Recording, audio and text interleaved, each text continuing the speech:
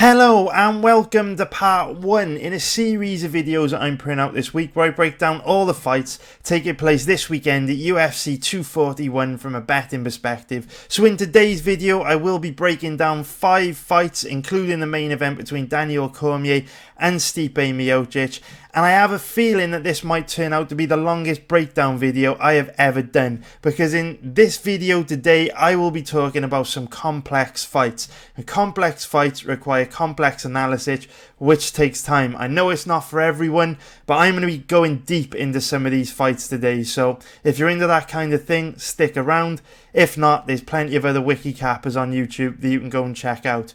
But before we get into talking about the fights, I've got some housekeeping to get through, and the very first thing that I want to talk about is HLB Cormier. He is one of the members on my website. The dude is an absolute legend. For the last 2 events, he's designed me thumbnails for my videos, and I can't thank you enough, mate. I really appreciate it. It saves me 20 minutes making my own thumbnail, and it just helps me out, man. Just being able to record the video, upload it, bang a thumbnail on without having to design it myself. So thanks a lot, mate. I really appreciate it. So the thumbnail you see on this video was designed by HLB Cormier.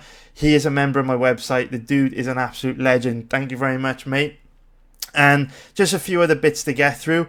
I won't be able to do a live stream this weekend because after Saturday's event, UFC 241, we then go into a 2-week break in the UFC schedule where we don't have any events for 2 weeks. And I have worked like an absolute dog this year. There haven't really been that many breaks in the UFC schedule, so I'm going to use these 2 weeks to take a 2-week vacation, or I'm actually going away for like 11 days. I'm going to be visiting Singapore and Bali, so there won't be any live stream this weekend because I am a typical man and I will basically leave all my packing to the last minute. So I'm sure on Saturday, the last thing I will need to be doing on this Saturday will be doing a live stream, so I'll be running around packing and fucking doing loads of last minute shit that I probably should have organised earlier on. But you know what we're like, boys. We are not the best organisers. Personally, I'm terrible at organisation, so I thought I'd make life easier for myself, and rather than committing to doing a live stream literally the day before I have to go on a 17-hour flight, I will just fucking not go there and just right up front say I'm probably not going to have time to do it. And this also means that I probably, in fact, I will say right now, I'm just going to fucking draw a line in the sand. I won't have any YouTube videos out for the UFC China card on August the 31st either. So funny story, in last Saturday's live stream, I did say that I would try and put out some UFC China videos while I'm in Bali, basically. I said, if I get any spare time, what I'll do, in a couple of evenings, I'll just do a live stream. I won't have any screen capture or anything, but I'll talk about the fights, and yeah, I'll try and do it while I'm on vacation in Bali. Immediately after that live stream ended, I'm talking like literally the second I stopped recording that live stream, my wife came running in from the living room and she was like, "You're not fucking doing videos while we're on vacation or I will kill you." Like word for word, that's what she said. Like she wasn't playing, boys. She literally said, "I am a dead man if I even fucking contemplate doing a video while we're away on vacation." So you know what they say, boys, happy wife, happy life. So again, drawing a line in the sand, I'm taking 2 weeks off. I won't do any videos for the China card. However, they do say every cloud has a silver lining. And when I first set this channel up, I was doing live streams like pretty much every week. But then, with the hot weather that came with the UK summertime, I know, shocking, we do actually get hot weather from time to time. When I planned to do live streams, my computer was really struggling badly because it was overheating, and when you live stream it puts an enormous amount of pressure on a computer. And if you guys watched my live stream last week for the UFC on ESPN Plus 14 event, you'll know that through the live stream I was having loads of technical problems, like the computer was just lagging out all the time. It's a fucking nightmare. And I did say that I didn't have enough time to buy a new computer, build it, and transfer all my shit from this PC to a new one until the next break in the UFC schedule, which is in November, because obviously I'm in Bali and Singapore here. Well, I actually had a brainwave. I need a new computer fucking bad, and it's going to cost like $5,000 to get a decent live stream set up. So I was planning to wait until November, but now that I'm not going to do any videos for UFC China, I actually get back from Bali and Singapore the Thursday before this event. So what I'm going to do, on the Thursday, I'm going to order all the components I need from Amazon. Next day delivery, prime the shit out of it. Get it all delivered on the Friday. I'm going to spend that weekend building the computer, transferring all my shit from my old computer to my new one. And then what that means is, from this week, UFC 244, September 7th, I should be able to provide you guys with much better content, much more content, and multiple live streams every week. That is in my plans. I've got a plan for delivering incredible content to you guys, and the price you pay for not having any videos from me over the next 2 weeks is, after that, you will end up with some fucking tasty content, boys. I've got some amazing ideas for content coming up. I think you're going to like it a lot. Things like, I will actually live stream me researching fights, yeah? So say, for example, we've got a fighter coming up making their UFC debut. Obviously, we can't feature footage from UFC Fight Pass or UFC fights, but we can feature footage from regional promotions. So I will actually live stream me researching fights, showing you my process, showing you what I do, showing you what I see. And I will do that multiple times a week. So hold tight, boys. I've got you. Big things are coming, I promise you. That's just the fucking beginning. Trust me, there's so much more to come. So that is the silver lining. So not much content is going to be coming out over the next 2 weeks from me, but there is a reason for it. I'm going to take some time off, recharge my batteries. I've worked like a fucking dog. And then we'll be back. UFC 242, September 7th, with a bang. We'll be back with a bang, boys. And just have to say, this will not in any way affect my website. Me going away will in no way affect my website. So if you're a member of my website, I will still be researching every single fight on that China card in great detail. I will also be posting bets on my website in great detail. And I will also, as ever, for my elite members, be doing my live betting service. For those guys, I will never, ever, ever miss, unless something fucking truly bad happens, I will never miss a week of anything on my website. My website's my priority, but as you guys can appreciate, it's a hell of a lot easier to just update a web article than it is to actually record, edit, and upload a full-blown video, which is why my website is my main priority. It's just an easy, quick communication tool where I can share information very quickly with people with much less work than it takes to put the content onto YouTube. So that is about everything that I want to talk about in terms of housekeeping. I guess the only thing to cover now is last week's bets. So at this stage in the video, we always basically go over last week's performance, and August is shaping up to be a really, really good fucking month for me. I had a big bet on Nasrat Haqparast the week before last. Also had a big bet on the fight between Kennedy and Chukwu and Darko Stozic to go over 1.5 rounds. Obviously, that fight sailed to a decision. And just last weekend, I also hit a nice winner, nice 2-unit bet on Veronica Macedo to beat Poliana Viana, 2 units at 1.80. Now, if you're watching this video, you will probably be like, hang on a minute, you didn't fucking mention Veronica Macedo or Poliana Viana last week. Like, what the hell's going on? And truthfully, boys, this is not a bet that I expected to have at all. This was literally one of the last fights that I researched.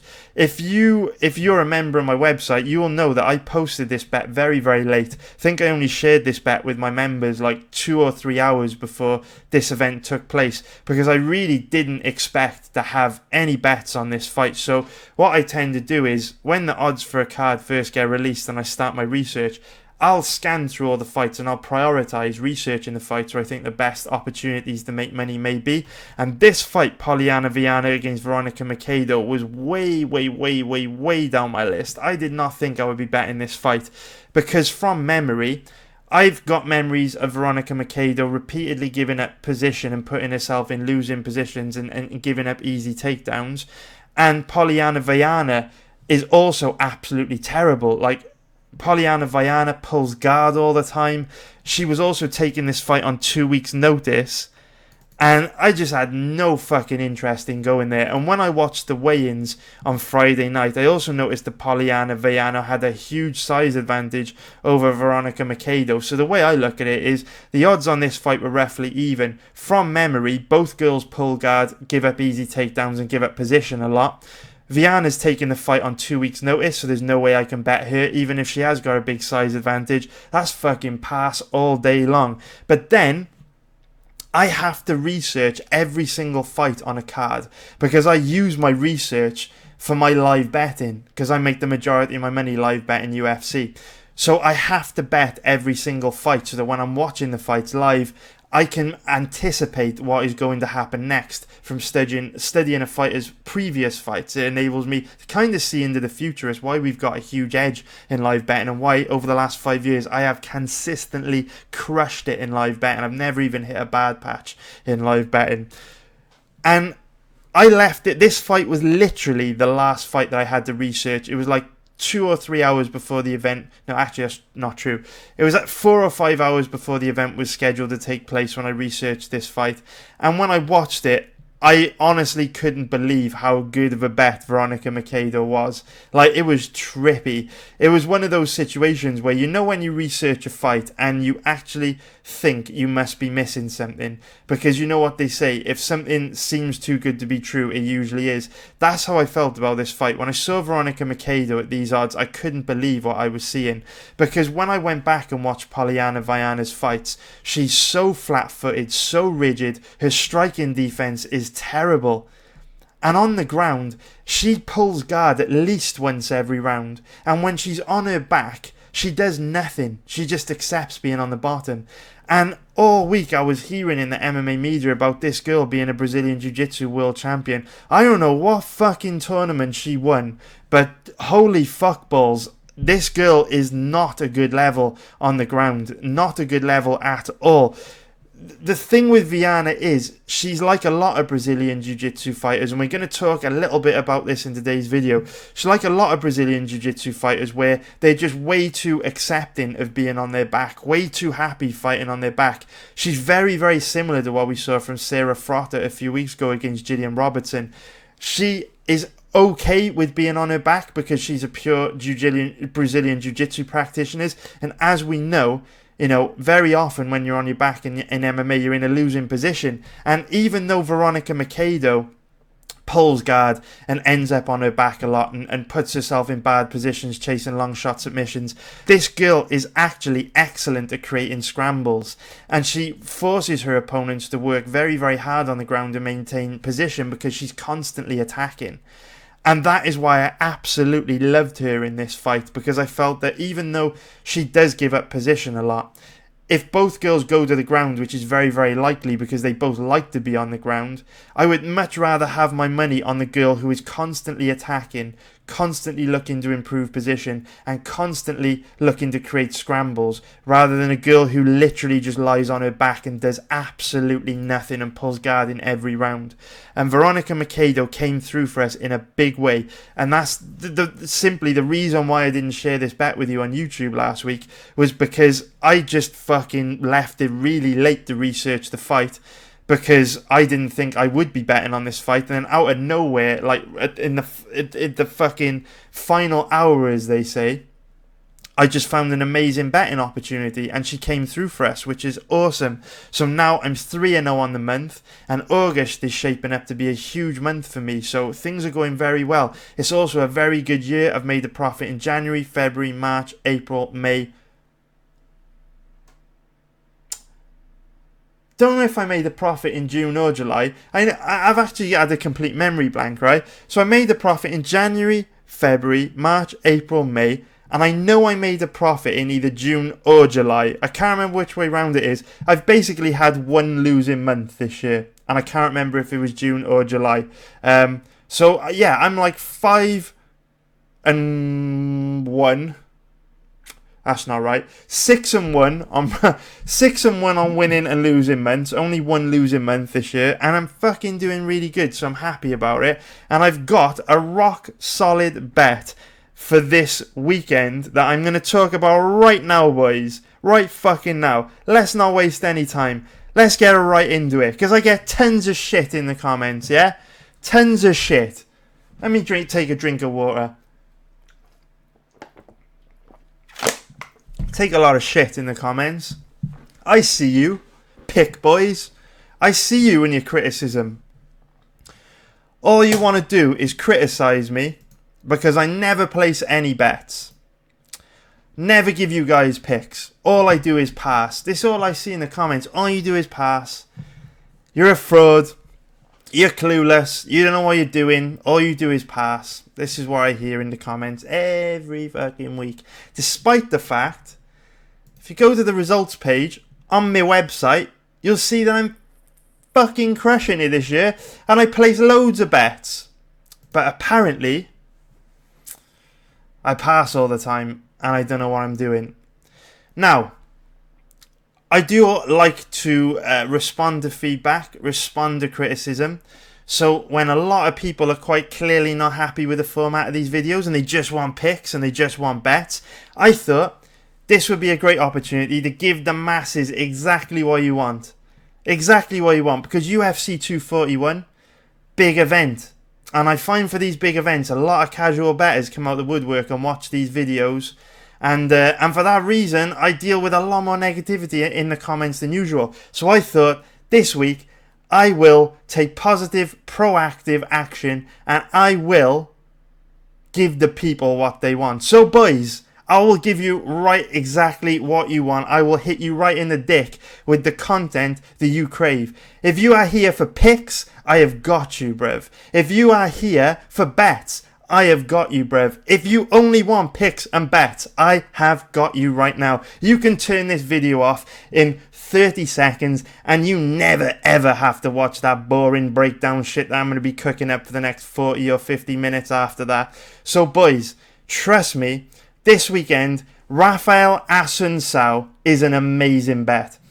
This is one of my favourite bets of the year. Rafael Assuncao to beat Corey Sandhagen is an incredible bet. If you are one of these pick boys that just comes here for picks, that just wants bets, that doesn't care about the deep analysis, that doesn't care about probabilities, that doesn't care about strong positions or weak positions, all you need to know is that Rafael motherfucking Assuncao is the best bet this weekend. Rock solid bet, amazing bet, incredible bet. Sell your mum's house that you live in and bet on Assuncao. Sell your mum's car that you borrow on weekends and bet it on Assuncao. Sell your Xbox, your Nintendo Switch, and bet it on Assuncao. And I promise you, my friend, next week you'll be thanking me. You'll definitely be leaving a comment one way or another. So there you go, boys. Kicking the video off with a big bet on Rafael Assuncao. Now, all you pick boys, all you boys here just for the bets, you can run along now. Nothing more to see here. That's basically the video over. All the other shit that's coming up is super boring. Go bet on Assuncao. You'll be gold this weekend, I promise you. So you can just go. You can just go now. Off you go. Just have a drink. You can go. There's nothing else to see here.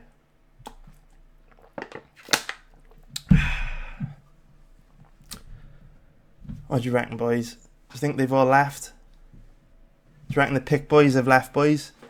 What do you reckon? Alright, that gives them all enough time to fuck off and go watch someone else. Obviously, I've got eyes. So I would never recommend betting on Rafael Assuncao this weekend. If you are still here, thank you. We can relax. We can get comfortable now. You're here for the solid content, boys. I love you, boys. I love you guys. If you're still here, you're here for the complex breakdowns. You're here for the deep analysis on fighting. You take MMA betting extremely seriously and you understand the craft. You understand the importance of probabilities. You understand the importance of only putting your money in strong positions. And you are the people I care about. You are the people I want to help. You are the people I love. So boys, trust me, we are kicking this weekend off with a bet.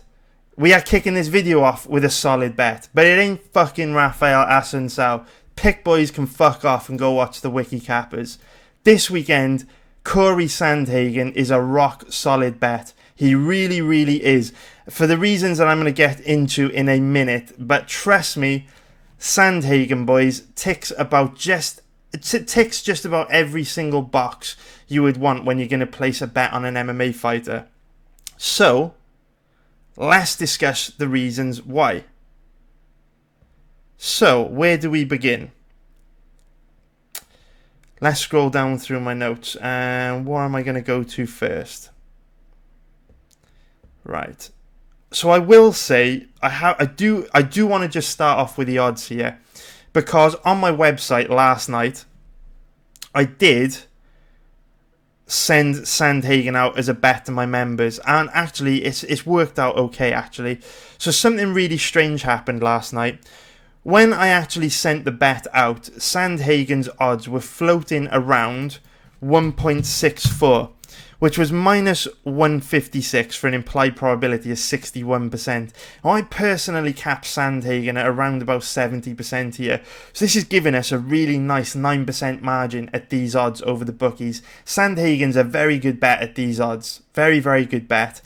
But something strange happened. So my community is quite big, and when I send out a bet to them by email, what you'll find is over the next few days, quite often the fighter that we bet on, the odds will decline. But if it's on a UFC event, it'll be quite a gradual process, because obviously the more people that you have betting the same thing, the faster the odds decline.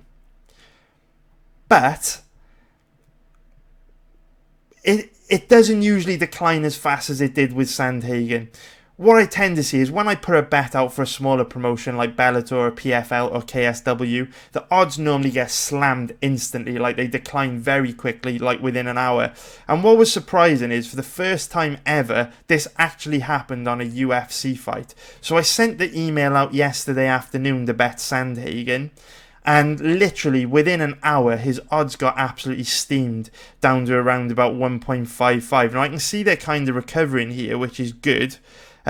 Which definitely helps. Like if you can get Sandhagen at 1.61, which is minus 164, it's obviously a hell of a lot better than getting him at 1.54, which is minus 185. It's a pretty big difference. I mean, irrespective whether you bet him at 1.61 or 1.54, there's still decent value there, because even at 1.54 he is an implied probability of 65%, which means you're still getting a 5% margin over the bookie from where I cap him. But obviously you want to squeeze as much value out of the bookies as you can. So definitely hunt for the best odds on Sandhagen. But yeah, it was really strange how the odds declined quite fast yesterday after I put that bet out. And I don't know why that was. That was a bit unusual, bit of a concern. I'm hoping it doesn't continue to happen. I'm hoping it was just a one-off. But very unusual to see that much odds movement on a big UFC event like this with a decent amount of liquidity. These odds have been out for a long time. You'd have expected the liquidity to have been able to absorb the bets from my community. But if we look at this fight from a stylistic point of view, and really break down the reasons why I think Sandhagen is a good bet here, it's really because I believe that he's already beaten a more challenging stylistic opponent in his last fight against John Lineker. Now, I know that John Lineker and Rafael Assuncao have completely different styles of fighting, but they do have similar body types. They've got that short, compact body type. And to be perfectly honest, Lineker's style poses a much bigger problem to someone like Sandhagen than Rafael Assuncao's does, because what a guy like Sandhagen loves to do is to be able to control the pace. He loves to be able to use his footwork and feints and angles and very, very diverse range of attacks to completely overload his opponent with way too much information, kicks and strikes and elbows from all different positions, mixing up takedowns, and just completely overload his opponents. But it's very, very difficult to do that when your opponent is constantly walking you down and constantly pressuring you. Guys like John Lineker tend to be kryptonite for guys like Corey Sandhagen. So when I see a guy like Sandhagen completely handle a guy like Lineker without any problems and pass that test with flying colours, fucking A plus score from Sandhagen in that fight, then straight away you become a unicorn to me. Because if you were to design a character in a video game that would be a terrible stylistic matchup for Corey Sandhagen, it would probably come out looking quite a lot like John Lineker. And the fact that Sandhagen was able to deal with what John Lineker brings to the table so effectively, a guy that isn't afraid to walk you down and walk through your shots and cut the octagon off and make the octagon a small place to be.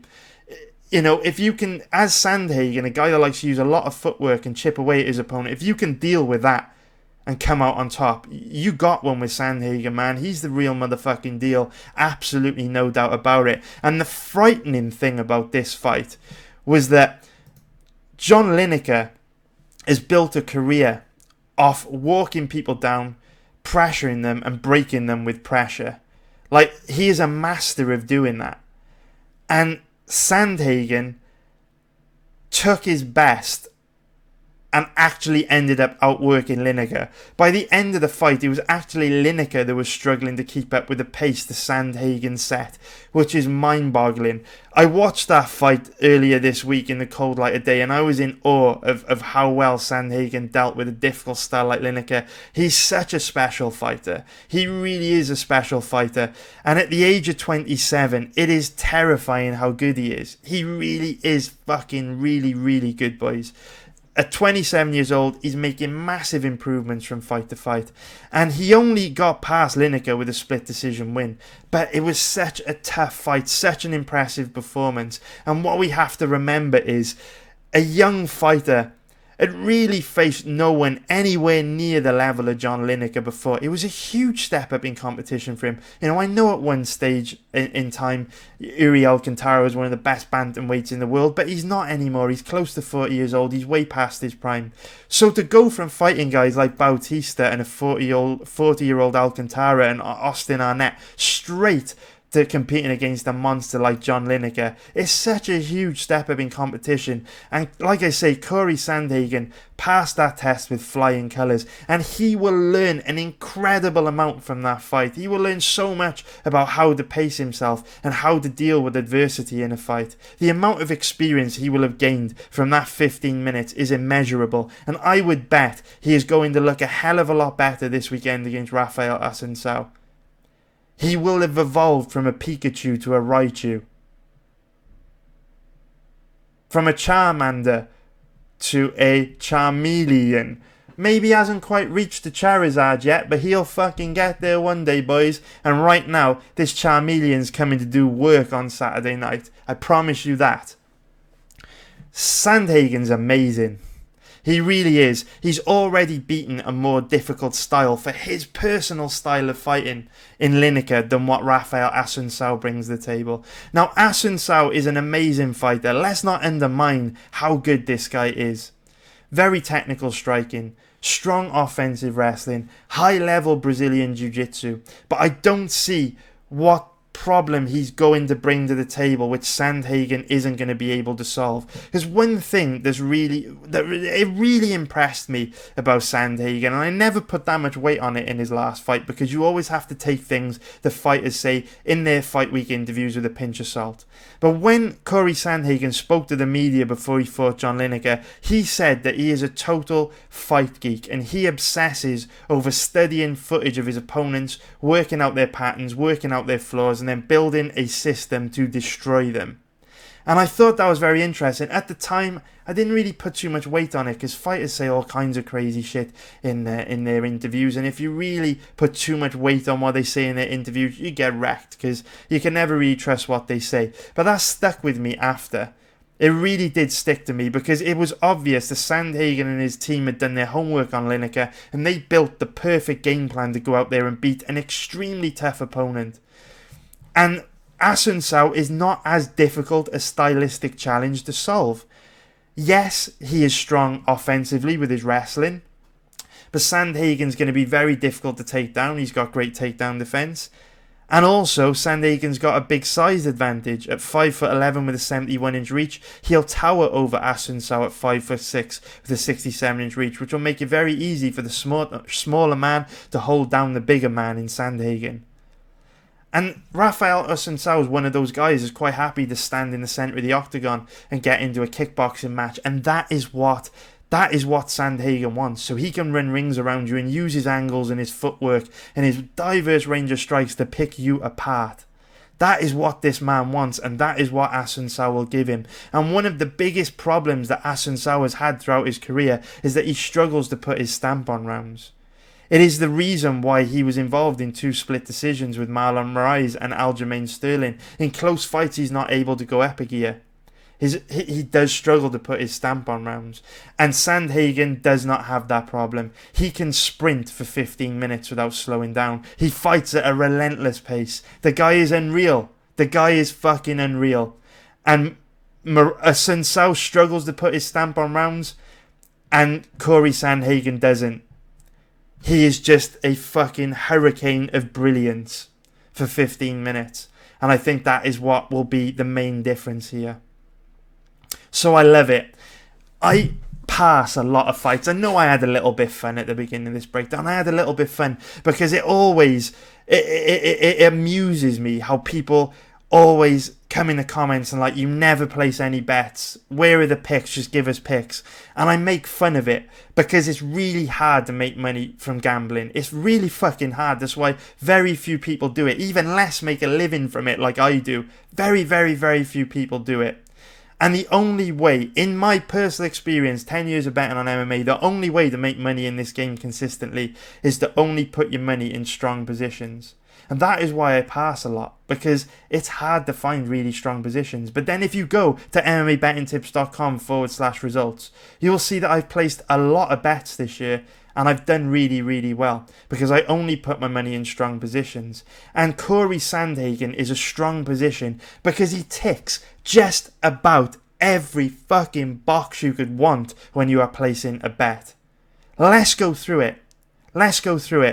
He's got an age advantage. He's only 27 years old. He's going to be making big improvements from fight to fight. He's 10 years younger than Rafael Assuncao. 10 years younger. Assuncao's way past his prime. He's had over 30 pro fights. He is going to be physically and athletically declining from fight to fight because at the age of 33, the natural levels of testosterone your body produces decrease significantly every year past the age of 33. Rafael Assuncao will decline from fight to fight. It is inevitable. And did you know, if you have read the book Fightnomics, the fighters that are 10 years younger win around 70% of the time. So if we take all other factors off the table, if we ignore everything when it comes to this fight stylistically, and we just bet blind on Corey Sandhagen, his odds are currently around about 1.61 for an implied probability of 62%. We know the fighters 10 years younger than their opponent win around 70% of the time. You're already getting value here if you bet blind and go by the stats. Also, Sandhagen has a big size advantage. He should tower over Assuncao at 5'11" with a 71-inch reach. He'll have a 4-inch reach advantage over Assuncao, and he's much taller. Size matters in MMA. We have weight classes for a reason. That's another box ticked for Sandhagen. He's also got cardio for days. This kid can sprint for 15 minutes. He's also incredibly tough. Who can go toe-to-toe with John Lineker and beat him at his own game? The fucking position that he was put in against Ariel Alcantara was horrendous, and he fought through it and won. This kid has faced adversity and come out stronger the other side. He has learned from past performances. He is a student of the game. Stylistically, this is a great fight for him. Technically, this is a great fight for him. He's got a size advantage. He's got an age advantage. He's improving. He ticks every fucking box you could want when placing a bet. And you're getting a 62% or 61% return on your money. Now, does that mean Sandhagen will win? No, of course it fucking doesn't mean Sandhagen will win. It fucking doesn't. Assuncao could come out, catch him in a flying triangle in 30 seconds and win. Doesn't mean Sandhagen will win. Assuncao is an absolute beast. Very good fighter. Can definitely win this fight. But the point I'm trying to make is, if you consistently put your money in strong positions over a long period of time, over time, you will make a hell of a lot more than you will lose. So in isolation, the Sandhagen versus Assuncao fight means absolutely nothing. It really doesn't matter whether Sandhagen wins or loses. It doesn't. It's irrelevant. I don't know if Sandhagen will win this weekend. I really don't. But what I do know is it's a fucking strong position to put your money. Ticks every box you are looking for when you are trying to find a solid bet. Every single box. And that, my friend, is a strong position. And if you only bet on guys like this and the circumstances like this, long term, I guarantee long term you'll make a profit. I guarantee it, boys. And betting really is as simple as that. But the reason why so many people struggle to make money in this game is because they overcomplicate things. And they try and find value in bullshit fights like Heinisch against Derek Brunson, where there simply is no value. This is the problem. This is why a very, very small percentage of people make money gambling, because they can't step away from their ego and realize that on the vast majority of bets, there is no value. There are no strong positions to put your money. And the smartest thing to do is pass. And that does nicely bring us on to our next fight between Derek Brunson and Ian, the Hurricane Heinisch. I think I just called Sandhagen a hurricane. But Heinisch has got the nickname Hurricane. There's no connection there, I promise. Certainly no similarities between the way Heinisch fights and the way Sandhagen fights. I will say that. And now, oh my god, we're over half an hour into the video. I need a drink. Still got 4 fights to talk about, boys. I knew this was going to be a long one. I'm just taking my time over here. It's a long video, what can you say? Sometimes you got to go into deep depth, and definitely these fights are fights that require some deep dives, deep depth. Yeah, I just made that up. Okay, next one, Derek Brunson against Ian the Hurricane Heinisch. Right, I've seen a lot of people online this week saying they are betting Ian Heinisch this weekend, and honestly, this blows me away. It really, really does blow me away. You know, when you're in your job, right? There are certain things about your job which make you feel insecure. So, for example, say you're a manager of people. Say you got like a team of 10 people that you manage. You might be afraid that some of the people you manage don't like you and they're talking behind your back. Say, for example, you are, I don't know, someone that has to give speeches a lot and you're a public speaker. You know, you might be insecure about looking like a dumbass on stage. You know, say you are, I don't know, responsible for delivering, you know, some big project. You might be worried that whatever you deliver won't be good enough and you let a lot of people down. Everyone in their day job, they have insecurities where they worry about their job and they worry about the future of their job. They worry if they're good enough. And one of the insecurities I have is that I've been doing this for 5 years and everything seems quite straightforward to me. I make a lot of money in live betting. I make a decent amount of money over the long term in pre-fight betting.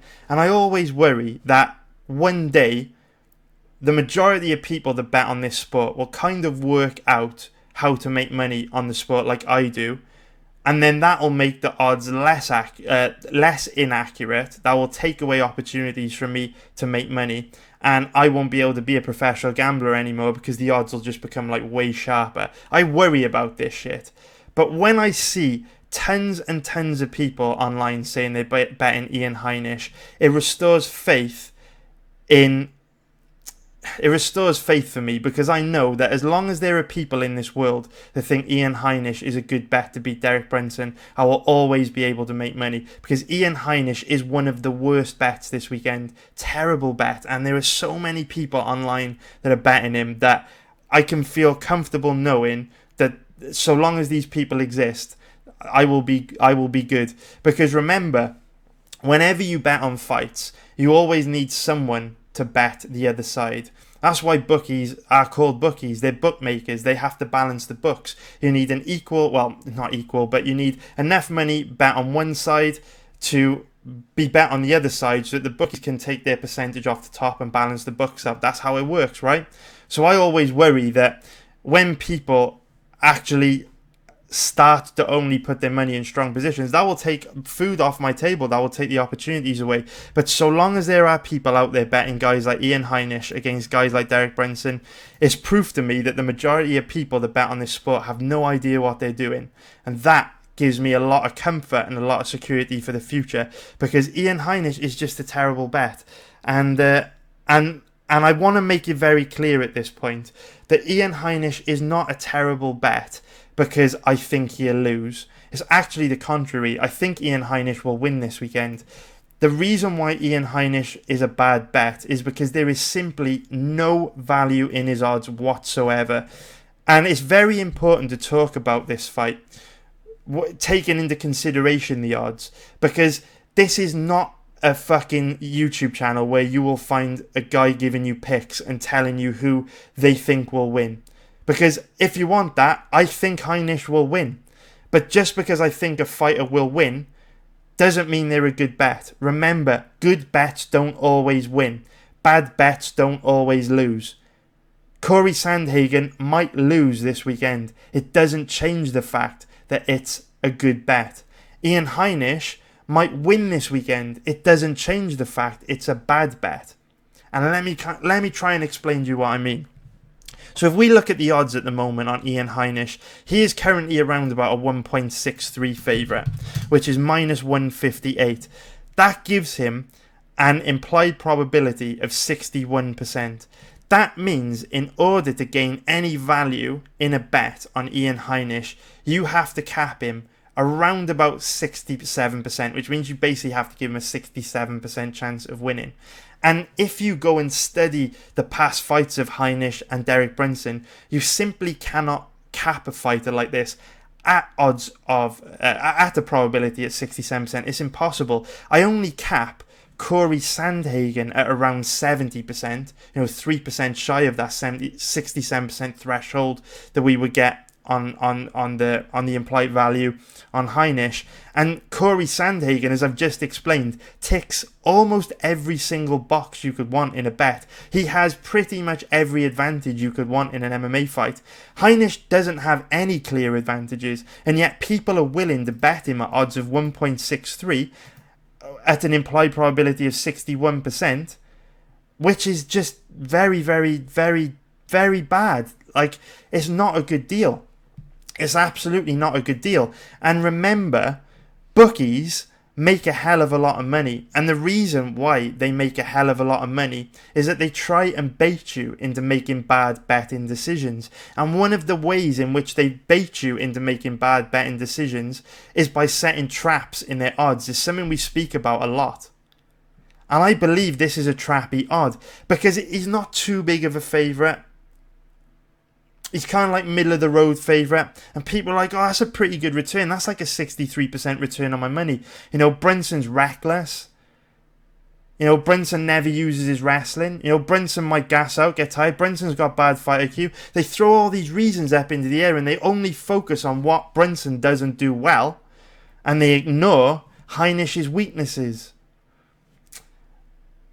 And what they don't understand is the bookies are giving you these odds, which might seem like a good deal, but when you actually pop them into the implied probability calculator, what you will find is, unless you're capping Heinisch at close to 70%, there's no value here. 67%, there's no value here. Do you kind of see the point that I'm trying to make? This guy has no real advantage over Brunson, and people are betting him.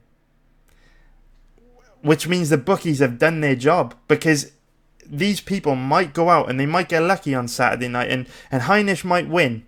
He might win. But like I say, good bets don't always win, bad bets don't always lose. And at the same time, this is not a video criticising people that bet Heinisch. This is a video just highlighting how the bookies will try and take your money. Because I've seen a lot of other people online wanting to bet Brunson, and he's just as bad of a bet for other reasons. Because again, people automatically assume that if they see a fighter at underdog odds and that fighter has a legit chance of winning, they automatically assume there's value there, and they're wrong. They are very wrong. Because if we take a look at Brunson, his odds are currently around about an average of, call it 2.35, which is plus 135 for an implied probability of 43%. So, to gain any value here on Brunson, you've got to give him a roughly 50% chance of winning. And this is not a 50-50 fight. Like I said, I do lean towards Heinisch. So what I'm trying to say to you is, in one camp, you've got the Heinisch boys, which are betting Heinisch because there's so many flaws with Brunson that they think Heinisch is a great bet, even though they don't realise that in order for Heinisch to be a great bet, they have to cap him at 67%, which I guarantee many of them don't. And in the other camp, you've got all these people that see Heinisch with terrible takedown defense and a low-level ground game and very, very average striking, and they automatically assume there's value on Brunson because he's an underdog when there isn't. Because it probably is fair to cap this fight at 60-40 in favour of Heinisch, which would make the odds accurate because Brunson has an implied probability of 43% at these odds, and Heinisch has an implied probability of 62%. So the fight's very close to being accurately capped at 60-40. And shock horror, boys. Shock horror. More often than not, the bookies will set odds accurately because they're multinational companies. They make hundreds of millions of pounds profit every year. So more often than not, they're going to set the odds accurately. And these kind of fights is where bookies make their money because they set the odds dead accurately. And it doesn't really matter who wins, because they've baited people into making poor mathematical betting decisions. And over time, if these people keep making those mistakes, they'll get wrecked. So if we look at this fight from a stylistic point of view, let's kind of talk about why it is such a bad fight for betting. Well, first of all, I have a big problem with Heinisch at favourite odds. I think the odds on this fight should be much closer to even. In fact, it is tough. It is tough, you know. It is tough because I don't believe Heinisch has that big of an advantage. But then I wouldn't favour Brunson over him, which means it's not a 50-50 fight. I think Heinisch does have a better chance of winning. But then 60% sounds like too much, giving Heinisch too much credit for his weaknesses. So is 55-45 the right way to cap this fight? In which case there's no value on either side anyway. What I do know is I would definitely not cap Heinisch at better than 60. Even 60 sounds a bit aggressive to me. 55-45 is probably the sweet spot where I would cap this fight. And the reason being is Ian Heinisch has absolutely terrible takedown defense. Terrible takedown defense. A strong gust of wind is enough to take this guy down. And Derek Brunson is a former NCAA Division II level wrestler. Now I know you're all about to go to the comments and tell me that he never uses his wrestling. However, it's fun to say that he never uses his wrestling until he does.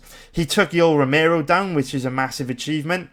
And in his last fight against Elias Theodorou, he also went back to his wrestling. If you go back and watch this fight, you'll see that in the first round, Derek Brunson took Theodorou down, mounted him, and took his back. And actually, Brunson's wrestling was the deciding factor in this fight. And Elias Theodorou is levels and levels and levels and levels above Ian Heinisch when it comes to grappling, and more specifically takedown defense. It's very, very difficult to take Theodorou down and hold him down. Very, very few guys throughout Theodorou's career have been able to take him down and control him, and Derek Brunson took this guy down repeatedly and mounted him. So what do you think he's going to potentially be able to do against a guy like Ian Heinisch with no takedown defense and a very, very low level ground game? And one of the biggest mistakes that Heinisch makes is he enables his opponent to control his body. He doesn't look to break their grip. He doesn't like to fight hooks. So we've seen over the last few weeks with a guy like Arman Tazrukian,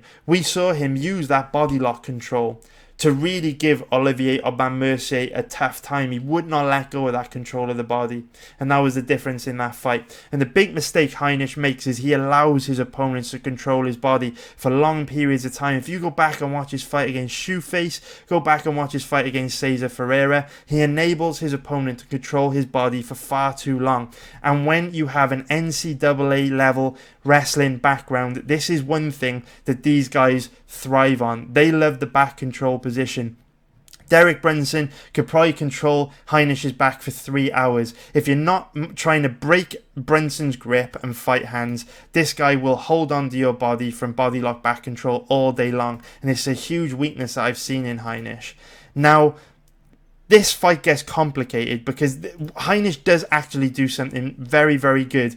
He is a big, strong monster of a man, extremely tough, physically strong, athletic, physically imposing. And what I love about Heinisch is when he does get taken down, I don't know how he does it because he doesn't use the correct technique, but he immediately pops back up to his feet. Or if he does spend time on his back, it's usually to catch his breath before actually getting ready to just stand back up. And when this boy chooses to just stand back up, his opponents have a tough time holding him down. But the problem that he makes is that even when he stands back up, he doesn't fight to break the control of his opponent. Again, he just accepts having his body controlled from the back body lock position. And an NCAA level wrestler like Derek Brunson will fucking eat that up all day long and just hold on to him and control him against the cage. Now, this fight obviously becomes very, very complex because if you've watched my videos last week where I talked about the fight between Vicente Luque and Mike Perry, where I said that Luque was a very, very annoying fighter because I feel like if he used his wrestling and ground game more, he'd be able to dominate guys. And we saw against Mike Perry last weekend that Luque didn't shoot one takedown all fight. We know Mike Perry's got questionable takedown defense. We know that he's got a very low level ground game. We know Luque's a strong offensive wrestler with a very, very high level Brazilian Jiu-Jitsu black belt pedigree. And yet, Luque tried to beat Perry in a kickboxing match for 3 rounds and almost lost. He only squeaked by winning a split decision. I actually scored the fight 29-28 for Perry. I felt Perry edged the first and second round. No robbery, it was close, but I felt Perry won. But Luque is that kind of infuriating fighter where he has a clear path to victory and he doesn't use it. He wants to prove a point and beat everyone in a kickboxing match. And Derek Brunson is very, very much like that, which is why he's such a difficult fighter to bet on. Because if I felt confident, if I could trust him to come out here and use his wrestling against Ian Heinisch, I would go big on Brunson. Brunson would be an amazing bet because I feel if Brunson comes out and uses his wrestling, he dominates this fight. He wins 30-27 easily because Heinisch has no takedown defense and his awareness of grappling positions is very, very low level. He allows his opponent to control him so easily. This is an easy fight for Brunson if he uses his grappling. The problem is, just like Luque, he rarely uses his grappling. So now, from a betting point of view, we're stuck in a position where we don't know what tactics and strategy Brunson's going to use. Therefore, we can't really trust him with our money. Because what I would say is, if Brunson comes out and uses his wrestling in this fight, I'd cap him at like 70% of winning this fight, 70 to 80%. But if he tries to get into a kickboxing match with Heinisch, I'd only give him like a 30% chance of winning because his footwork's very low level, his striking defense isn't great, and Heinisch is literally like a hurricane. I fucking love the way the Heinisch pours it on and constantly comes forward and he's relentless and he gets in his opponent's face and just will not let them off the hook. And I feel like that pressure will be the difference if this fight stays standing. I think Heinisch is tough enough to take Brunson's best shots. You know, Brunson hits hard, he does have knockout power, but Heinisch is a tough motherfucker. I think if this fight stays standing, I think Heinisch will win. if this fight turns into a grappling match, Brunson dominates. And that's how I see this fight at the moment. And that's why it's a very, very complex fight, because we don't know what tactics Brunson is going to use. Having said that, there are clues that Brunson will be utilising a grappling heavy game plan in this fight. Because, as we can see here, he is in the best shape of his life. Brunson looks absolutely spectacular. In this picture that was posted 6 days ago, he looks amazing. And look who he's training with. He's training with his buddy Kamaru Usman, one of the best grapplers in MMA right now. So if Brunson's training with monsters like this every day, that could be a clue that Brunson's going back to his roots, basically, as an NCAA Division II level wrestler. Brunson built his career off of being a strong wrestler, and it was only in the last 2 or 3 years where he decided to start getting into these crazy brawls, knockdown, drag out, insane matchups, where we've seen him knocked out and knock out so many of his past opponents. He's just got into these crazy slugfests. However, against Theodorou, he fought very tactically, used his wrestling in round 1 and round 3 to win a comfortable decision, a tactical decision. It was a strategic performance. So is Brunson moving his life to Florida to training with Henry Hooft and monsters in the gym like Gilbert Burns and Kamaru Usman? Is this a sign that he's going back to his roots, back to using his wrestling? And does that mean Ian Heinisch is totally fucked this weekend? Because if Brunson comes in with a wrestling heavy game plan, Heinisch can't win. He's fucked, because his grappling is nowhere near Brunson's level. And that's why this is a complex fight. Because if Brunson comes in like he did against Uriah Hall, against Robert Whittaker, against Daniel Kelly, against Lyoto Machida, against Ronaldo Jacare Souza, and against Israel Adesanya, he probably loses a stand-up fight, because Ian Heinisch is tough as fuck. And I trust his chin, his cardio, and his pressure style of fighting a lot more than Derek Brunson's herky-jerky power striking with zero footwork and not much head movement. But if he comes in, turns this into a grappling match, your boy Heinisch got big boy problems, and he's going to struggle bad. So that is how I see that fight, boys, and that is why it's a complicated fight for betting, because we don't know what Brunson's going to do. It's all guesswork. You know, at 60-40 probabilities in line with the odds, there's just no value here, boys. You're not going to find a strong position on that fight, so it's an easy pass. And this is how I view fights. I go very deep in my analysis, very, very deep in my research. And at the end of the day, if you can't see a strong position, just pass. Don't give the bookies your money. They are trying to bait you into making bad decisions. Don't do it, boys. Don't do it. It doesn't matter if you think Heinisch will win. It doesn't matter if you think Brunson will win. I promise you, no matter who you think will win, there are no strong positions on this fight. I think Heinisch will win. I fucking wouldn't bet a penny on him, though. Wouldn't bet a penny, boys. It ain't worth it. Just pass, keep your money, look for stronger positions, and that's how you'll make money in this game, I promise you. That's how you'll do it. Don't be like all these fucking muppets on Twitter betting on Heinisch or betting on Brunson. Keep it tight, boys. Use compound interest. That's how you'll crush it.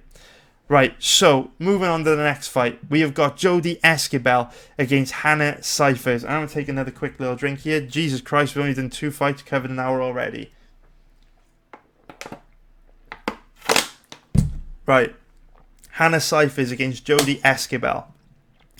So, Jodie Esquibel, with her salty record of 6-5, very, very salty record here, but in her defence, she has been fighting and losing to very, very difficult opponents. This is not something I say very often, but Jodie Esquibel was one of the first names that jumped out at me when I began to research this event, which is safe to say something it's never happened before. You know, I certainly very rarely scan through a card and think Jodie Esquibel might be one of the best bets on a card. But I did think that she was potentially one of the best bets on the card this weekend, because if we look at the odds, her odds have declined a little bit over the last 24 hours. We can see that Hannah Cifers is one of the biggest favourites on the card this weekend. She is currently around about a 1.36 favourite, which is minus 278 for an implied probability of 74%.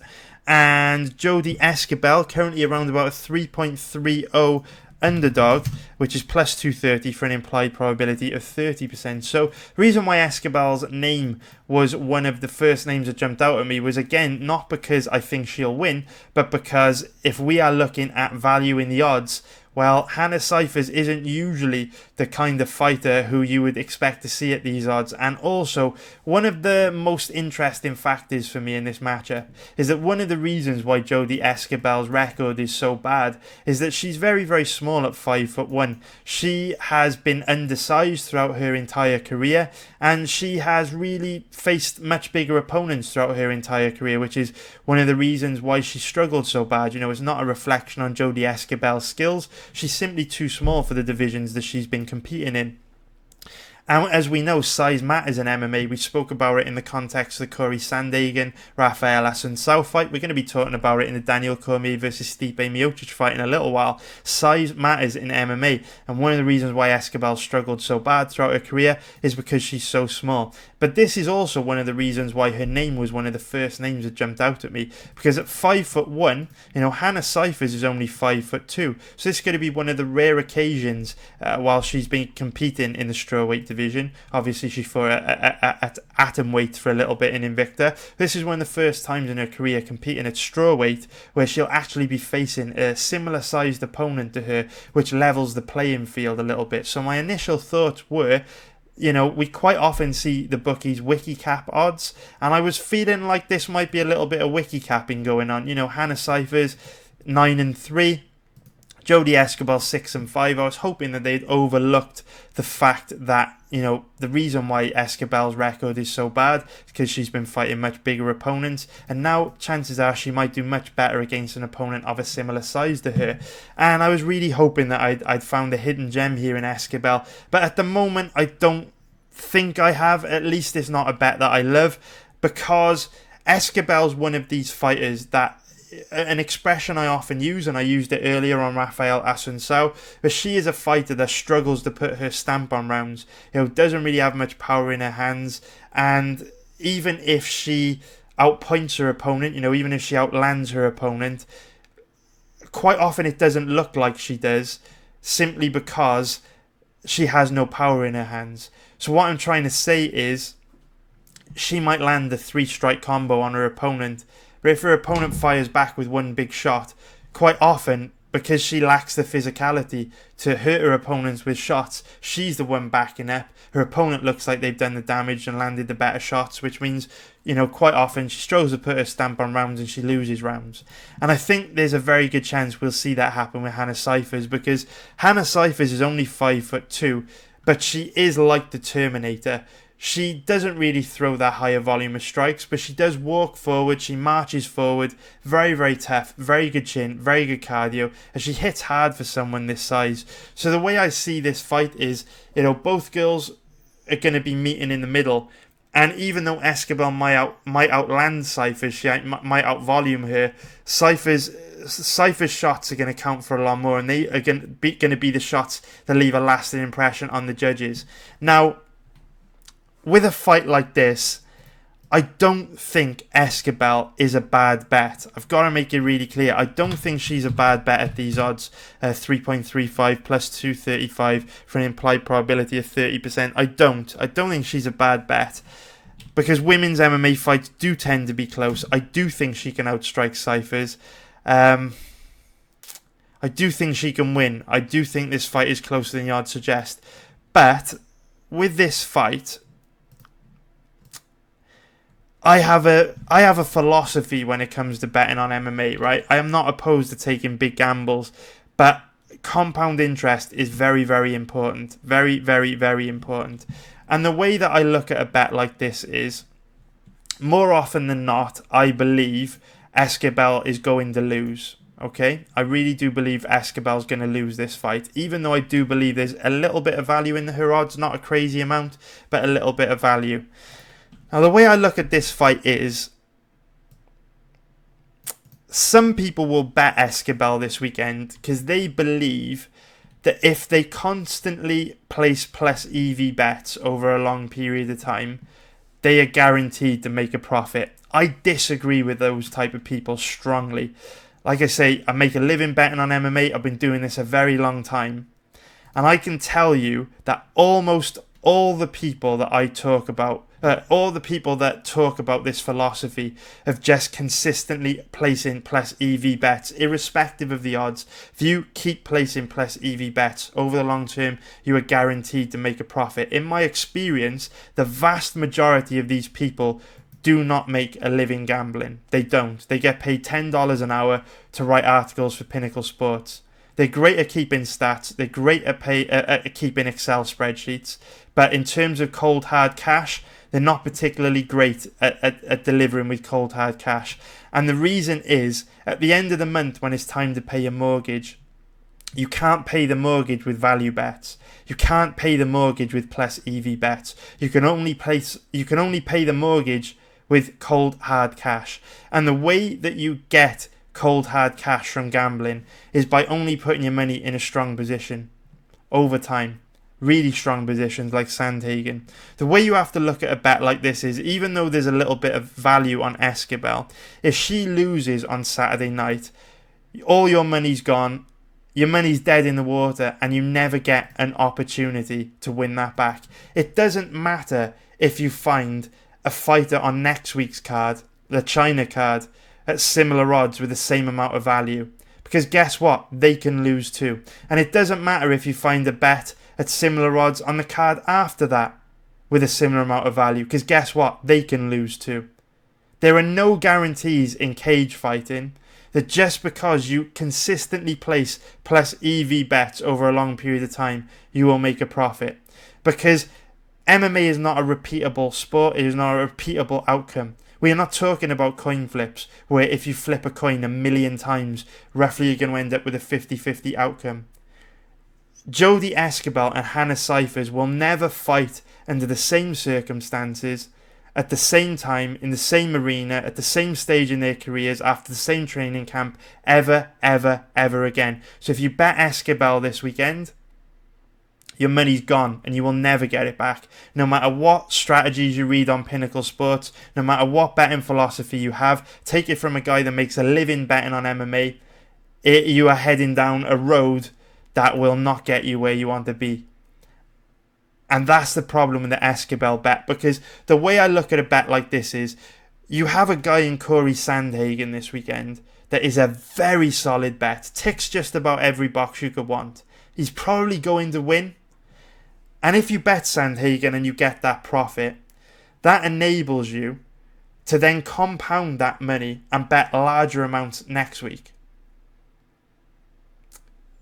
Look at the way compound interest works. The first event this month, we bet on Hakarast and the over 1.5 rounds in Stosic versus Nchukwu. Made a solid profit. Then we take that money, it snowballs, we could place more money on Mikado last week. She wins. You take that money, it snowballs, so now we can make a bigger bet on Sandhagen this week. That's how compound interest works. Slow, steady growth. But if you look into compound interest, growth and the money you make can accelerate very quickly. And the problem is, when you take a gamble on girls like Esquibel, who are probably going to lose, even though there's value there, probably going to lose, that eats into potential profits on Sandhagen, and it slows down our compounded growth, slows down our potential to make money in future weeks.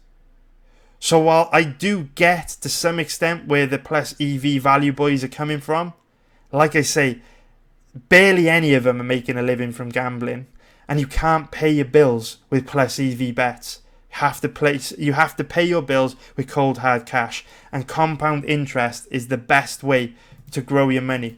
So with Sandhagen being such a solid bet this week, I need to see something special to place another bet this weekend, because if I roll the dice on any other fighter like Brunson or Esquibel, that's going to eat into potential profits and potentially slow down future compounded growth. So I take this shit seriously. So I don't think Esquibel's a bad bet. I'm not going to criticize anyone that bets on Esquibel. I do think there's value there, but for me, a guy that lives and dies by compound interest, that has to pay the bills every month through gambling, for me it's not something I'm interested in. But I can see why people had better. No way I'd bet Cifers.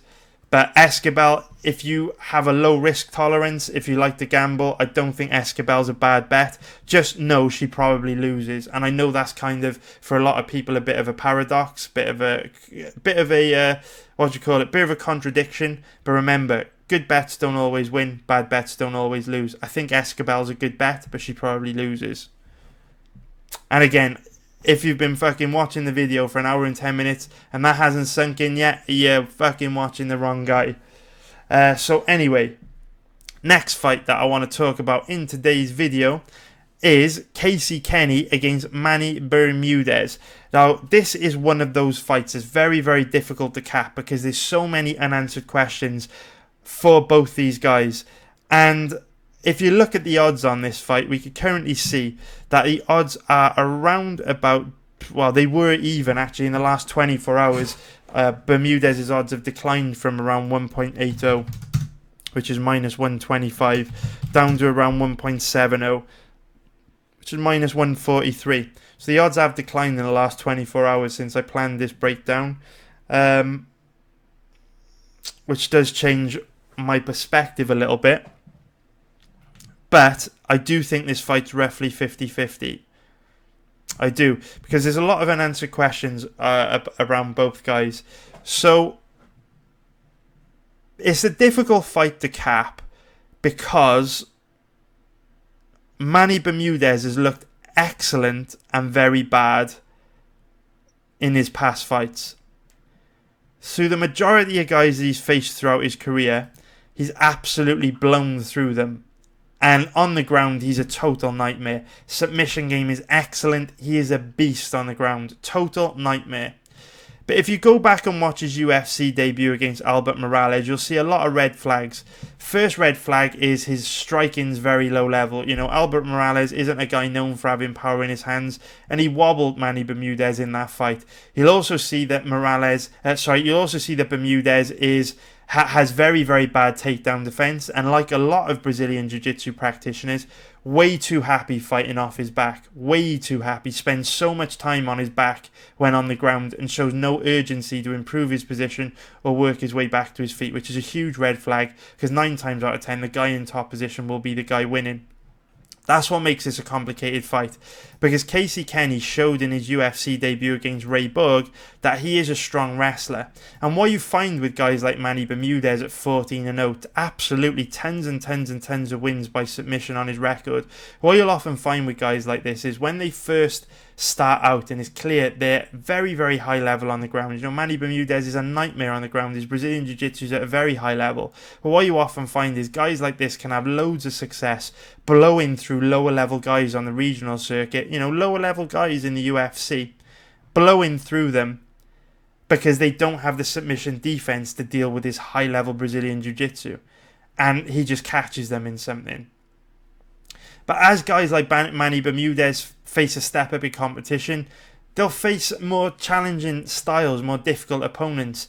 And it goes one of two ways. You either end up like a Brian Ortega, who no matter how good someone's wrestling is, you can still choke them unconscious, absolutely no problem.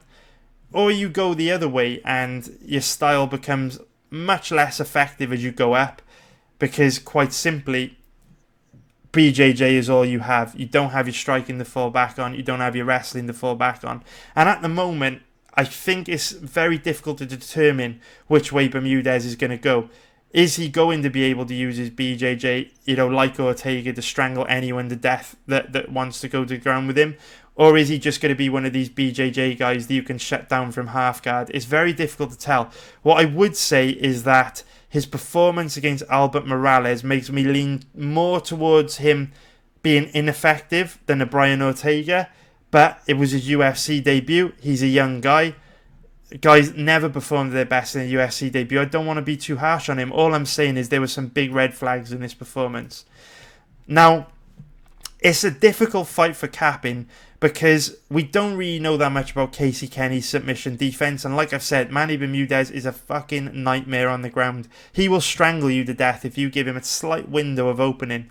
But at the same time, with him being so weak off his back, who knows, man? Kenney could possibly just take him down, step over into half guard, and completely shut down all Manny's offense off his back. Very difficult to say from past performances which way it's going to go, which is why it's a very difficult fight for betting, which means I recommend passing. There's no value here. Remember, we're on the hunt for strong positions. There's no strong positions on this fight. Very, very difficult to predict which way it will go. Save your money for a better opportunity, boys. There's nothing for you here. And now, I want to talk about the final fight in today's video. We finally got to the main event, and I do think this is now at 1 hour 15 minutes, the longest YouTube breakdown video I've ever done, and I'm missing the goddamn Liverpool-Chelsea Super Cup game. I've got a fucking bet on Liverpool, and I hope they are winning. Check my chat room, see if the boys are filling in for me. No scores. I don't know what the score is. All good. Fuck it. Hopefully Liverpool win. And I will have a football video out in a couple of days as well, boys. So don't worry about that. That is coming. Let me take a little drink, and we'll get into this Miocic Cormier fight, because I've got a lot to say on this fight as well. I've talked a fucking lot in this video.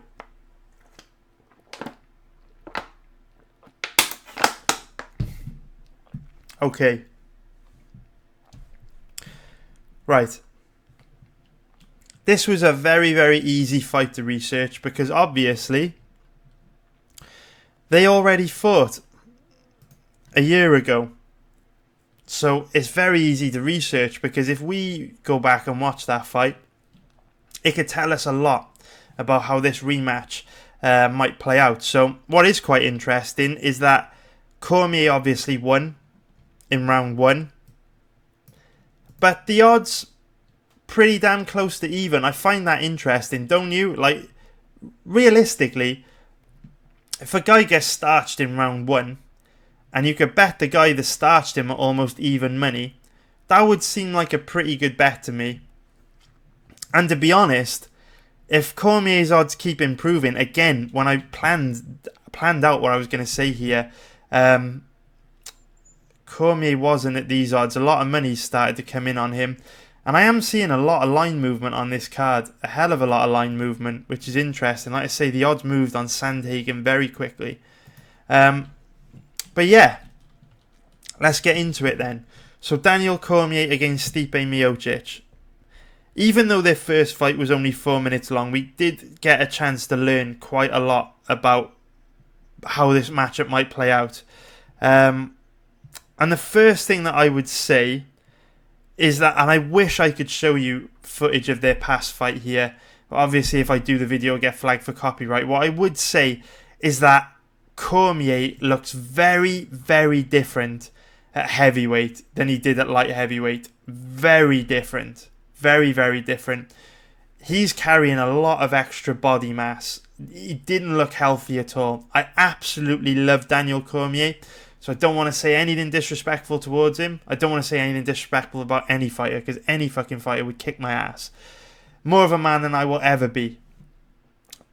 Or woman. More of a female MMA fighter is more of a man than I will ever be. It's fair to say that, and I'm not being disrespectful. I hope it's a compliment. But yeah, Daniel Cormier, incredible fighter. Love the guy. But he didn't look healthy at all at heavyweight when he fought Stipe Miocic. And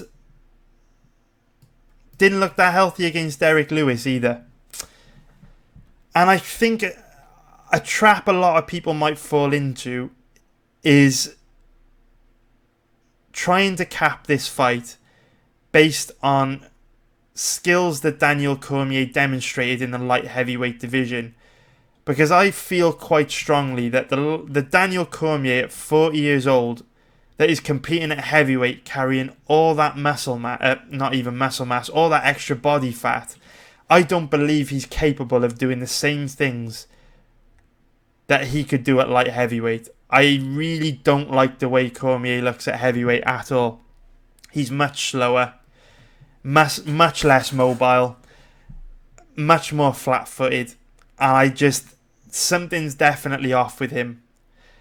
He looked very sluggish in his last 2 fights, in my opinion, and when you carry that much excess body mass, it has to have an impact on your cardio. So we've seen Daniel Cormier build a career of breaking people with relentless pressure. You know, he introduced the expression embrace the grind. He was just a hurricane. I feel like I've said that way too much in this video, but he was relentless at light heavyweight. I don't feel it is logical that he can do that at heavyweight with his body type. He's just way too big. And that complicates stuff a little bit here, because usually the longer the fight goes on, the better it is for Cormier, because guys can't keep up with his pace. But I actually feel that the longer this fight goes on, the better it becomes for Miocic, because I do not believe a guy with that body type at 5'11" will be able to fight at a high pace for 25 minutes. I just don't see it. And please go and watch his fights against Lewis and Miocic and compare them, how he looked physically, how he looked in his light heavyweight fights, see what I mean. So, DC had legendary cardio at 205 pounds light heavyweight, but looks very different at heavyweight. And that's interesting, because it does change quite a few positions in this fight. It really does change quite a few positions, because as we've spoken about in the Esquibel fight, as we've spoken about in the Sandhagen fight, size really matters in MMA, and I'm going to make a big deal about size here, because it really is one of the most important factors to consider in MMA fights. I saw guys last week betting on Tisha Torres to beat Marina Rodriguez, and it was a foolish bet, because as we see, size matters, and Marina Rodriguez, her physicality was just too much for Torres to handle, and we see it time and time again. I spoke in great depth about how important size is in MMA when I covered the Adesanya Gastelum fight when I first started this channel, so don't want to go into that much depth now, but trust me, size is a huge factor. And if we look at the stare down between Daniel Cormier and Stipe Miocic, just look at the size difference, man. I mean, look at this. Seriously, boys, look at this. This size difference is no joke. No joke. Stipe Miocic's body is designed to carry the weight that a heavyweight fighter carries. His frame, his bones, everything about his body is designed to carry that weight. A 5'11" Daniel Cormier's body is not designed to weigh what he weighs, which means carrying all that extra mass will affect his cardio, his mobility, his output. It is a big deal, boys. It is a big deal. This size difference is no joke. It is one of the most important things to consider in this fight.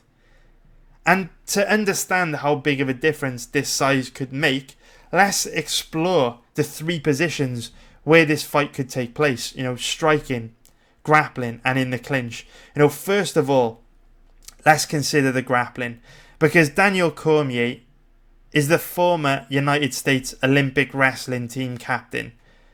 From a technical perspective, there is no question that he is a stronger wrestler than Miocic. But Daniel Cormier is also an extremely intelligent guy. And he is also going to know how much of a difference or how much of an impact size has on MMA. And Daniel Cormier will not use his wrestling in this fight, because he knows that Miocic is so big that he's not going to be able to hold him down. He's not going to commit loads of energy to a takedown, because he knows it's very, very likely that Miocic will be able to easily pop back up to his feet, so he's not going to waste that energy. So then if we talk about the other range where this fight could take place, let's talk about the clinch. Because throughout Cormier's career, the clinch has been the one area where he's had an advantage over almost everyone he's faced. He's broken so many of his past opponents in the clinch, embrace the grind, grinding on him in the clinch. And that is so interesting. So interesting. Because for the first time in his career, I believe that if Cormier tries to grind on Miocic in the clinch, I believe he'll actually lose this fight. Because gravity and physics are against him here in a very big way. If you think about what the clinch position is, it's two guys weighing on each other, battling for position against the cage. Now think about it, right? If you have two armies in a battle on a hill, one army's at the bottom of the hill, one army's at the top of the hill. Which army has the advantage? Well, it's obviously the army at the top of the hill, because the army at the bottom of the hill are having to deal with physics and gravity, working so much harder to fight uphill than the guy at the top, the army at the top of the hill. And the clinch position between these guys could be very, very similar. Because if we think about it, these boys get into the clinch. Look at how they're stood next to each other here. Miocic can lean over onto Cormier, force Cormier to carry all his body weight, and force Cormier to exert way more energy in the clinch. He can just lean on him, being the bigger man, towering over him, forcing him to carry his body weight. So while DC's had a huge advantage throughout his career in the clinch, this could be one of those situations where it works against him. Now, if we knew DC had cardio for 25 minutes like he did at light heavyweight, wouldn't be an issue. You could just chip away at Miocic for 25 minutes in the clinch and out-hustle him. But with all that extra body weight that he is carrying, I really, really, really doubt he's got the cardio to fight at a high pace in the clinch and grind on Miocic for 25 minutes. Could be completely wrong, but he does not look like a fighter that will be able to fight at a high pace for 25 minutes at heavyweight. I could be wrong. That's just what I'm seeing. And also remember that one of Cormier's biggest weapons in the clinch is head fighting and controlling his opponent's head, and it will not be easy to do that against a much bigger opponent like Stipe. So size matters, boys. Size is a big, big, big deal. Play this one last time. Size difference is no joke in this fight. Miocic is just a bigger man. He is designed to carry that body weight. Cormier 5'11", not designed for it. So then we talk about the final range where this fight could be decided, and we talk about striking range. And what's interesting is the first fight between both these guys a year ago was predominantly a stand-up fight, so we got to learn quite a lot about how this fight may go if it's a stand-up fight. And what's very interesting is both guys really caused each other huge problems when this fight was standing. And what's very interesting is, once again, if you go back and watch their first fight, we saw again size came into it. Miocic easily backed DC up and pressured him against the cage. DC really struggled badly with Miocic's pressure in the first half of that first round. He couldn't gain any respect in there. He couldn't back Miocic up, and DC looked panicked. He had a look of panic in his eyes. One of the reasons why I make so much money from live betting on MMA is that you can tell a lot by looking in a man's eyes. You really can. And I use that strategy to kind of figure out where momentum is swinging in a fight. To look into a man's eyes to gain a read on how they are feeling. And when I look into DC's eyes in that fight, I see a man in a state of panic. Uncomfortable with the pressure that Miocic was putting on him. And what you also notice, if you go back and watch that fight, is that because DC is carrying so much more body mass, and he's not as mobile, his footwork isn't as good. So what you see from him is he's struggling to circle away from Miocic. He's tripping over his feet. He's really, really struggling. Can't back Miocic up, can't gain respect in there. Looks very, very sluggish and awkward. And I really feel like if Miocic and his camp go back and watch that fight, they will see a clear path to victory here. Because I believe if Miocic can maintain that pressure for however long it takes before he gasses Cormier out and Cormier wilts under that pressure, that's a key to victory for Miocic if he can maintain that pressure. But there's always a but, boys. There is always a but. MMA is a complex sport. Very, very complex. And that in itself, that high pressure style of fighting in itself could get Miocic into a lot of trouble here, because if we think about some of the greatest pressure fighters of all time, Nate Diaz, Justin Gaethje, John Lineker, Tony Ferguson, possibly the greatest of them all, what characteristic do all four of those guys share? Well, not so much Gaethje, but the other three. What characteristic do those four guys share? Well, the characteristic they all share is a godlike granite chin. A chin from hell. They're the kind of guys that you could literally drop a piano on their head and they'd toss it off him, get back up and carry on fighting. Godlike chins. In order to maintain a high pressure style of fighting, you need to be able to take big shots and keep coming forward. And if we look at Miocic's last few fights over the last 2 or 3 years, he gets rocked, dropped or wobbled in almost every single one of his fights. And when he fought Daniel Cormier, he got absolutely flatlined. It was a very bad KO. He was out cold. Cormier put his lights out. So we know Cormier's got the power to hurt him.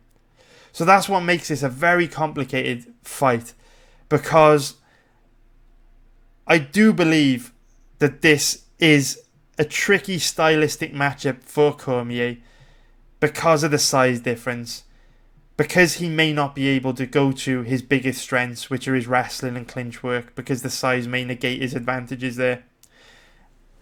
And I do believe he will struggle bad if Miocic comes out with a high pressure style of fighting. But at the same time, Cormier has proven that he has the power to KO Stipe dead. So will Stipe be able to maintain that pressure?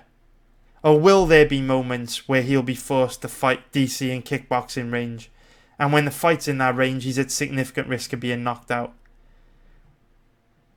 When it is a contradiction, but quite often when you pressure your opponent, you take away their ability to knock you out, because it's much harder for them to get the time and the space and the setup to deliver that KO strike. But at the same time, when you're relentlessly coming forward, you are putting yourself in a lot of danger. You are putting yourself in a position to be hit.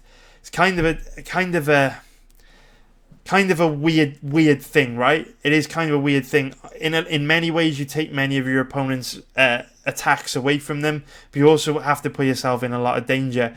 And that's what's tricky here. Is Miocic going to be able to maintain that pressure? Is he going to be able to walk through the fire? And we talked a little bit about how great Sandhagen looked against Lineker, because he was able to deal with that fire, but also it was a close fight because Lineker was able to keep that fire coming. Can Miocic do that? I'm not so sure. Does get rocked, dropped or wobbled in every fight. And remember, with DC carrying all that extra body weight, all that transitions into a lot of extra power in these hands.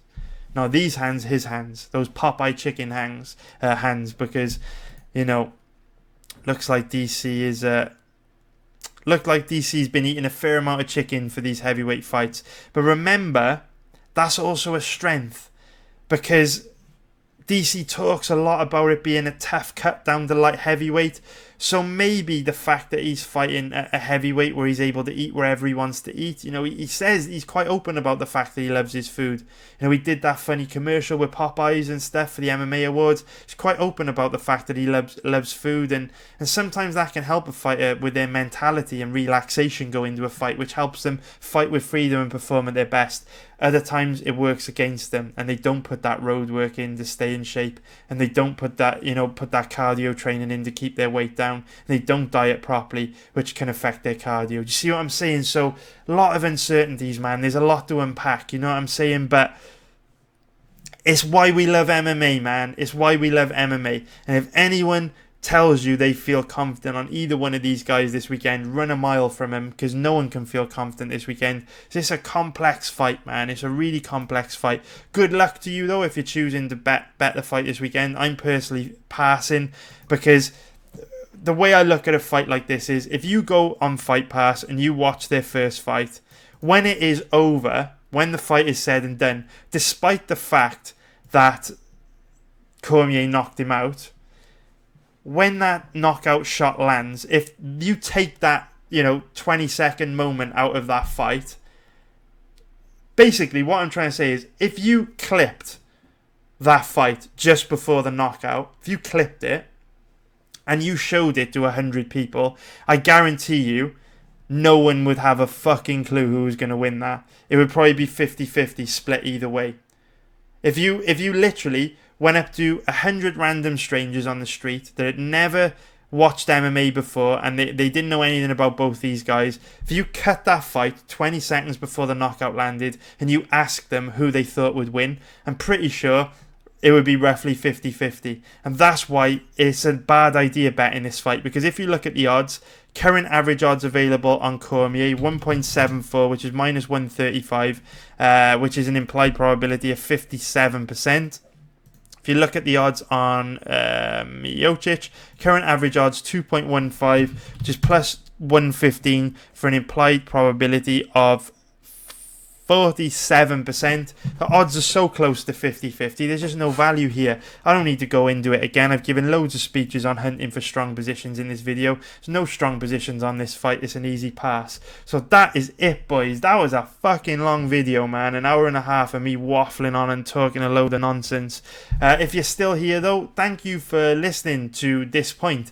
I really appreciate it. If you would hit the like button, that would mean a lot. It would help the channel grow. If you also haven't subscribed yet, I would really appreciate that you subscribe to the channel, because I will also help it grow. So I'm really sorry, no live streams this week, but I will promise you I will buy a new computer by the time UFC 242 takes place on September 7th, and I promise you from then on I'll be pumping out loads more content every week, multiple live streams, videos earlier on in the week. The fucking works, boys. Trust me, this channel is going to get good. I promise you that. So thank you for sticking around for an hour and a half.